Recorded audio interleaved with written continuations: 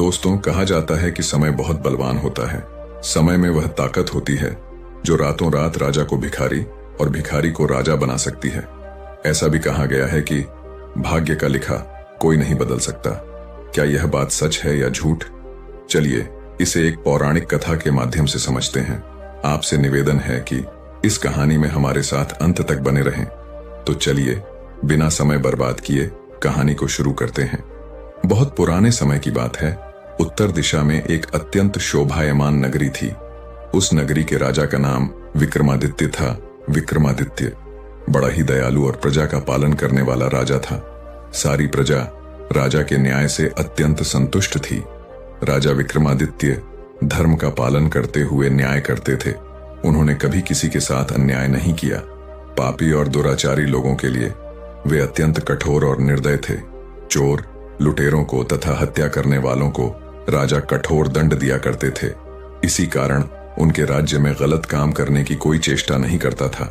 सारी प्रजा महाराज के कठोर स्वभाव से भी परिचित थी। महाराज विक्रमादित्य की एक पुत्री थी जिसका नाम पद्मावती था। पद्मावती अत्यंत गुणवान और सुंदर थी। उस समय उस नगर में पद्मावती जितनी सुंदर स्त्री कोई नहीं थी। जब पद्मावती बड़ी हुई तो राजा को उसके विवाह की चिंता सताने लगी। इसीलिए राजा ने अपनी पुत्री के विवाह के लिए उचित वर खोजना आरंभ किया। किंतु अनेक वर्ष बीतने के बाद भी राजा को कोई उचित वर नहीं मिला। फिर एक दिन एक साधु महाराज विक्रमादित्य के राज्य में पधारे। वे साधु बड़े ही विद्वान थे। उन्हें भूत और भविष्य जानने की विद्या भी प्राप्त थी। महाराज विक्रमादित्य ने उस महान साधु का बड़े आदर के साथ स्वागत किया। उन्हें आसन देकर हाथ जोड़कर प्रणाम किया। राजा के इस प्रकार के आदर सत्कार से वे साधु अत्यंत प्रसन्न हुए।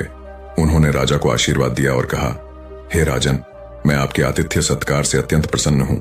आपकी जो भी कामना हो मांग लो, मैं अवश्य पूरी करूंगा। तब महाराज विक्रमादित्य कहते हैं, हे मुनिवर, मेरे पास सब कुछ है।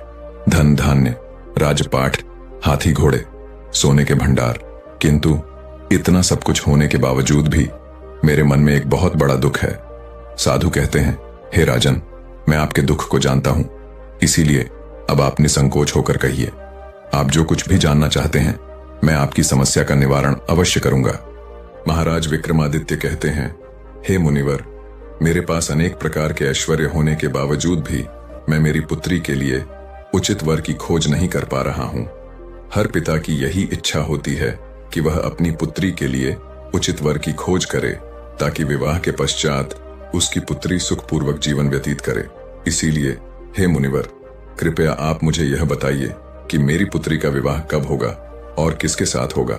मेरी पुत्री के लिए उत्तम वर कहां पर मिलेगा। तब वह साधु कहते हैं, हे राजन, मैं आपकी द्विधा को समझता हूं और मैं आपकी इस समस्या का समाधान भी अवश्य ही करूंगा। इतना कहकर वे साधु ध्यान लगाते हैं और राजा की पुत्री के भविष्य को देखने लगते हैं।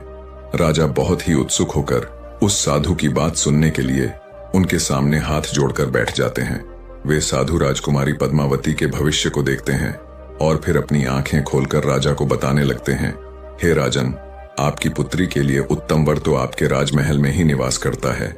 यह बात सुनकर राजा आश्चर्य में पड़ जाते हैं और सोचने लगते हैं, हमारे राजमहल में ऐसा कौन सा उत्तम वर है जो मेरी नजर में नहीं आया। राजा अचंभित होकर साधु की ओर देखते हैं और कहते हैं, हे मुनिवर, आप यह क्या कह रहे हैं।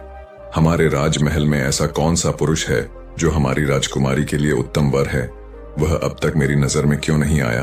कृपया आप मुझे उस पुरुष के विषय में बताइए। तब साधु कहते हैं, हे राजन, मैं आपको उस पुरुष के विषय में अवश्य बताऊंगा और आप स्वयं खुशी खुशी अपनी पुत्री का विवाह उस पुरुष से कर देंगे। राजा कहते हैं, हे मुनिवर, इस प्रकार के वचन बोलकर आप मुझे द्विधा में डाल रहे हैं। कृपया शीघ्रता से बताइए, वह उत्तम वर कौन है जो मेरे ही राजमहल में निवास करता है। साधु कहते हैं, हे राजन, आपकी पुत्री पद्मावती का विवाह आपके महल में निवास करने वाले रघु नाम के नौकर के साथ होगा। यह बात सुनकर राजा का कलेजा फट जाता है। वे बहुत क्रोधित हो जाते हैं। रघु राजा के महल में निवास करने वाला एक नौकर था। राजा विक्रमादित्य को रघु का स्वभाव अत्यंत प्रिय था। रघु राजा का हर प्रकार से ख्याल रखता था। रघु गरीब घर में जन्म लेकर भी अत्यंत बुद्धिमान और गुणवान था। उसने अनेक शास्त्रों का अध्ययन भी किया था, किंतु दरिद्रता के कारण वह राजा के महल में नौकर का काम करता था। रघु का स्वभाव भी अत्यंत दयालु था और वह बड़ी कुशलता से राजा की सेवा करता था। जब महाराज विक्रमादित्य बीमार थे, तब रघु ने ही राजा की बहुत अच्छी तरह से देखभाल की थी। किंतु राजा को यह बात हजम नहीं हुई कि उनकी पुत्री का विवाह रघु के साथ होगा। राजा को बहुत गुस्सा आ गया। वे सोचने लगे, यह साधु सच बोल रहा है या बस ऐसे ही बातें बना रहा है। देखने से तो विद्वान लगता है, लेकिन बातें तो मूर्खों की तरह कर रहा है। भला किसी राजकुमारी का विवाह किसी नौकर के साथ कैसे हो सकता है?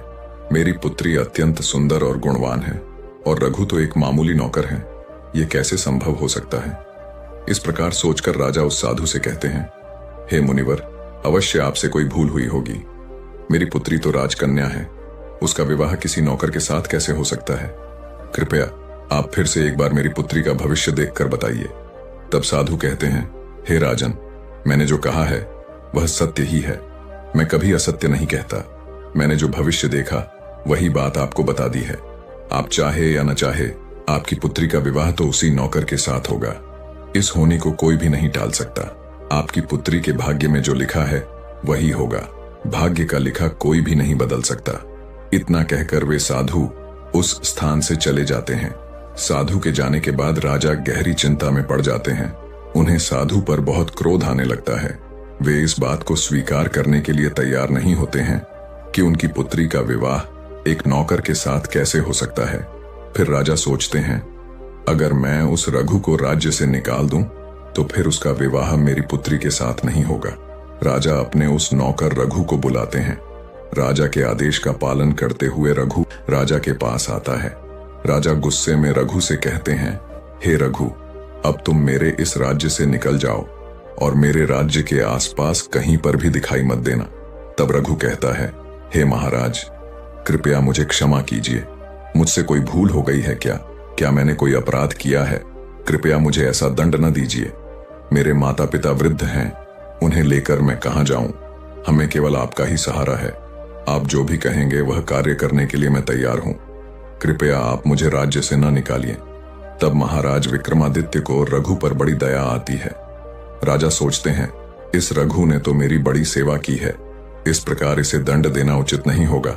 राजा कहते हैं, हे रघु, तुम्हारे माता पिता की रक्षा मैं करूंगा। उन्हें राजमहल में रहने दिया जाएगा और उनकी अच्छी तरह से देखभाल की जाएगी। किंतु तुम्हें राजमहल छोड़कर जाना होगा।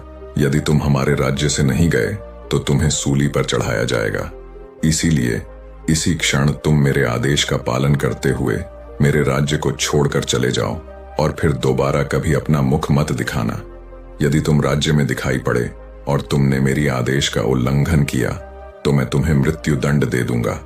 रघु सोच में पड़ जाता है, आखिर मैंने ऐसा कौन सा अपराध किया है जो राजा मुझे राजमहल से निकाल रहे हैं? अवश्य ही कोई बड़ा कारण होगा, अन्यथा महाराज कभी किसी के साथ अन्याय नहीं करते। इतना सोचकर रघु राजा से कहता है, हे महाराज, आप बड़े दयालु हैं। आप मेरे माता पिता की जिम्मेदारी उठा रहे हैं, इसीलिए मैं आपका आभारी हूं। मैं जानता हूं कि मेरे माता पिता आपके पास सुखी रहेंगे, इसीलिए अब मैं आपकी आदेश का पालन करते हुए आपके राज्य को छोड़कर चला जाता हूं और जब तक आप मुझे स्वयं नहीं बुलाते तब तक मैं लौट कर नहीं आऊंगा। महाराज कहते हैं, हे रघु, तुम्हारी निष्ठा से मैं प्रसन्न हूं, किंतु मैं भाग्य के खेल के कारण विवश हूं। इसीलिए अब तुम किसी दूसरे राज्य में चले जाओ और अपना जीवन सुखपूर्वक व्यतीत करो। फिर रघु महाराज का राज्य छोड़कर चला जाता है। रघु चलते चलते एक घने जंगल में पहुंच जाता है। वहां उसे वही साधु मिलते हैं जिन्होंने राजकुमारी पद्मावती की भविष्यवाणी की थी। रघु उस साधु को देखकर उन्हें प्रणाम करता है और कहता है, हे मुनिवर, इस वन में आप अकेले क्यों भटक रहे हैं? क्या आपको कोई सहायता चाहिए तो बताइए, मैं आपकी सहायता अवश्य करूंगा। वे साधु रघु को देखकर मुस्कुराते हैं और कहते हैं, हे वत्स, तुम्हारा भाग्य बड़ा प्रबल है। मैं देख पा रहा हूं कि तुम्हारे पास बहुत सारी धन संपत्ति आने वाली है।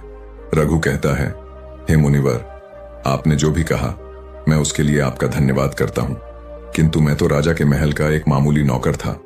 अब राजा ने भी मुझे अपने राज्य से निकाल दिया है। इसीलिए अब मैं काम और भोजन की तलाश में भटक रहा हूं। तब वे साधु कहते हैं, हे वत्स, जो भी होता है अच्छे के लिए होता है। तुम एक सत्यवादी और धार्मिक पुरुष हो, इसीलिए तुम्हारे साथ कभी अनुचित नहीं होगा। अगर तुम मेरी बात मानोगे तो मैं तुम्हारे हित की बात कहना चाहता हूं। रघु कहता है, हे मुनिवर, आप जो भी आदेश देंगे मैं उसका पालन अवश्य करूंगा। वे साधु कहते हैं, हे वत्स, अब तुम दक्षिण की ओर जाओ। वहां पर राजा धर्मवीर का राज्य है। उन्हीं के राज्य में जाने के बाद तुम्हारा कार्य सफल हो जाएगा। रघु उस साधु की बात का स्वीकार कर लेता है और उन्हें प्रणाम करके उनसे आदेश लेकर दक्षिण दिशा की ओर निकल पड़ता है। बहुत दिनों तक चलने के बाद रघु दक्षिण देश में राजा धर्मवीर के राज्य में पहुंच जाता है। दक्षिण देश के राजा धर्मवीर बहुत वृद्ध होते हैं। उनकी कोई संतान नहीं होती है। जब राजा धर्मवीर की मृत्यु होने वाली होती है तब उन्हें स्वप्न में साक्षात देवी लक्ष्मी आकर दर्शन देती हैं और कहती हैं, हे राजन, तुमने अपने जीवन काल में बहुत पुण्य के काम किए हैं। तुमने दान धर्म करते समय कभी भी कंजूसी नहीं की है, किंतु तुम्हारे पूर्व जन्म के पाप के कारण तुम संतानहीन रहे। इसीलिए तुम्हारी मृत्यु के पश्चात तुम उस व्यक्ति को अपना राजा नियुक्त करना जिसे वह हाथी चुनेगा, जिसे तुमने मेरे मंदिर में रखा है। इतना कहकर देवी लक्ष्मी अंतर्ध्यान हो जाती हैं। तब राजा धर्मवीर मृत्यु से पूर्व अपने मंत्रियों से कहते हैं, हे मंत्रियों, अब मेरी मृत्यु का समय निकट आ चुका है। साक्षात मां लक्ष्मी ने मुझे दर्शन देकर एक महत्वपूर्ण कार्य सौंपा है। मेरी मृत्यु के पश्चात तुम उस व्यक्ति को अपना राजा घोषित करना जिसे मां लक्ष्मी के मंदिर में रखा हुआ हाथी चुनेगा। सभी मंत्री राजा की बात का आदर करते हैं और ऐसा ही करेंगे कहकर राजा को आश्वासन देते हैं। फिर कुछ समय बाद राजा की मृत्यु हो जाती है। राजा की मृत्यु के बाद सभी मंत्री गण उस हाथी को लेकर राजमहल के सामने खड़े हो जाते हैं और सारी प्रजा से कहते हैं, यह हाथी जिसका भी चुनाव करेगा वही हमारा अगला राजा होगा। ऐसा हमारे धर्मवीर महाराज का आदेश है। फिर सभी प्रजाजन उस स्थान पर इकट्ठा हो जाते हैं। उसी समय रघु भी उस स्थान पर पहुंच जाता है। वहां का दृश्य देखकर उसे कुछ समझ नहीं आता कि क्या चल रहा है। वह वहीं चुपचाप खड़ा होकर देखने लगता है। फिर देवी लक्ष्मी का हाथी अपनी सूंड में फूलों की माला पकड़कर राजा का चुनाव करने के लिए आगे बढ़ता है। सबसे पहले वह मंत्रियों के पास जाता है। वह मंत्रियों की ओर गौर से देखता है, लेकिन किसी का भी चुनाव नहीं करता। यह देखकर मंत्री गण आश्चर्य में पड़ जाते हैं। फिर वह हाथी धीरे धीरे प्रजा के लोगों के सामने से गुजरने लगता है। सभी प्रजाजन उस हाथी को देखकर उसे पुकारने लगते हैं, लेकिन हाथी प्रजा में से भी किसी का चुनाव नहीं करता। कुछ समय बाद वह हाथी उस स्थान पर पहुंच जाता है जहां पर रघु खड़ा होता है। वह हाथी रघु के सामने खड़ा होता है और उसे गौर से देखने लगता है। कुछ समय तक रघु के सामने रुकने के बाद वह हाथी उस रघु के गले में माला डाल देता है और उसी का चुनाव अगले राजा के तौर पर करता है। यह देखकर सभी मंत्री और प्रजाजन आश्चर्यचकित हो जाते हैं और नए राजा की प्रशंसा करने लगते हैं। फिर सभी मंत्रीगण उस रघु के पास जाते हैं और उसका सत्कार करते हुए कहते हैं, हे राजन, आप कौन हैं जिन्हें मां लक्ष्मी के हाथी ने हमारे नए राजा के तौर पर चुना है। तब रघु उन्हें अपना परिचय देता है। फिर सभी मंत्रीगण रघु को दक्षिण देश का राजा घोषित कर देते हैं और उसे राजगद्दी पर बिठा देते हैं।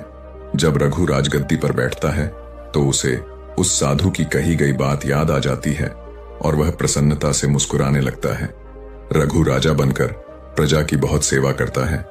वह अनेक मंदिर और देवालय का निर्माण करता है, अनेक धार्मिक अनुष्ठान करता है और दान धर्म करता है, जिससे उसकी कीर्ति संपूर्ण पृथ्वी लोक में फैल जाती है।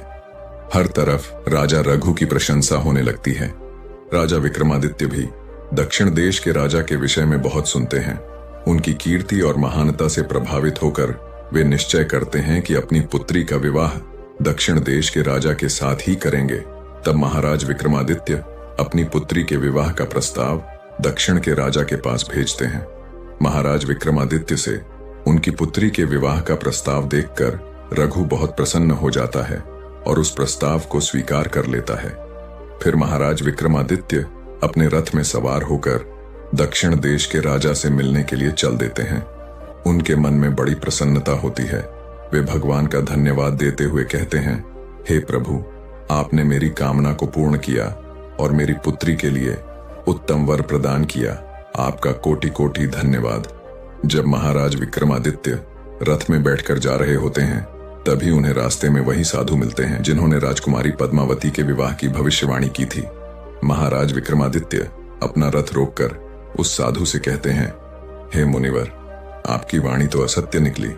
आपने कहा था कि मेरी पुत्री का विवाह तो हमारे राजमहल में रहने वाले नौकर के साथ होगा, इसीलिए मैंने उस नौकर को अपने घर से निकाल दिया। अब मेरी पुत्री का विवाह दक्षिण देश के महान राजा के साथ हो रहा है, जिन्होंने संपूर्ण पृथ्वी पर विजय प्राप्त की है। राजा की बात सुनकर वे साधु मुस्कुराने लगते हैं और कहते हैं, हे राजन, मैंने जो भविष्यवाणी की थी वह सत्य थी और वही होगा जो मैंने कहा था। भाग्य का लिखा कोई मिटा नहीं सकता। राजा विक्रमादित्य उस साधु की बातों को नजरअंदाज कर देते हैं और हंसते हुए आगे बढ़ते हैं। कुछ समय बाद महाराज विक्रमादित्य दक्षिण देश के राजा के राजमहल के पास पहुंच जाते हैं। वहां के मंत्रीगण राजा विक्रमादित्य का स्वागत करते हैं और उन्हें लेकर राजा रघु की सभा में ले जाते हैं। जब विक्रमादित्य राजा रघु को देखते हैं तो उनकी आंखों पर विश्वास नहीं होता। वे देखते ही अपने नौकर रघु को पहचान लेते हैं। राजा सोचने लगते हैं, यह राजा तो मेरे नौकर रघु की तरह दिखाई पड़ रहा है। तब रघु राजा विक्रमादित्य के पास आता है और कहता है, हे महाराज, आपने मुझे पहचाना? मैं वही रघु हूं जो आपके राज्य में नौकर का काम करता था और जिसे आपने अपने राज्य से निकाल दिया था। फिर रघु राजा को सारी हकीकत बता देता है। रघु की बात सुनकर राजा विक्रमादित्य लज्जित हो जाते हैं और शर्म से अपना सिर झुका लेते हुए कहते हैं, हे रघु, मुझे क्षमा करें। मैंने आपके साथ बहुत अन्याय किया है। मेरे द्वारा जो भी भूल हुई, कृपया मुझे क्षमा करें। तब रघु कहता है, हे महाराज, आप मुझसे क्षमा न मांगे। मैं जो कुछ भी हूं केवल आपकी वजह से हूं। यदि उस दिन आप मुझे राज्य से न निकालते तो आज मैं राजा नहीं बन पाता। यह सब भाग्य का खेल था। भाग्य में जो लिखा होता है वही होता है, इसे कोई भी बदल नहीं सकता। रघु की बात सुनकर विक्रमादित्य बहुत प्रसन्न हो जाते हैं और फिर राजा विक्रमादित्य खुशी खुशी अपनी पुत्री पद्मावती का विवाह रघु के साथ कर देते हैं। महाराज विक्रमादित्य को बड़ा दुख होता है कि उन्होंने उस महान साधु का अपमान किया था, जिन्होंने पद्मावती के विषय में भविष्यवाणी की थी कि उसका विवाह रघु के साथ होगा। फिर महाराज विक्रमादित्य उस साधु से मिलने जाते हैं और उन्हें प्रणाम करके क्षमा याचना करते हैं। वे साधु राजा को क्षमा कर देते हैं और कहते हैं, हे राजन, मैंने पहले ही कहा था कि भाग्य का लिखा कोई बदल नहीं सकता। जो भाग्य में लिखा होता है वही होता है। दोस्तों, कोई भी इंसान चाहे जितना भी प्रयास कर ले, लेकिन भाग्य में जो लिखा गया है उसे बदल पाना संभव नहीं है। जब हम इस दुनिया में आते हैं तो हमारे जन्म के साथ ही विधाता हमारे जीवन की रूपरेखा तय कर देते हैं। वह भाग्य जो हमारी किस्मत में लिख दिया जाता है, पत्थर की लकीर की तरह अटल होता है, जिसे न तो मिटाया जा सकता है और न ही बदला जा सकता है। दोस्तों, आपने आज इस कहानी से क्या सीखा, आप हमें कमेंट सेक्शन में जरूर बताएं। और हाँ, हमारे चैनल को सब्सक्राइब करना न भूलें, ताकि आपको ऐसी ही और भी प्रेरणादायक कहानियां मिलती रहें।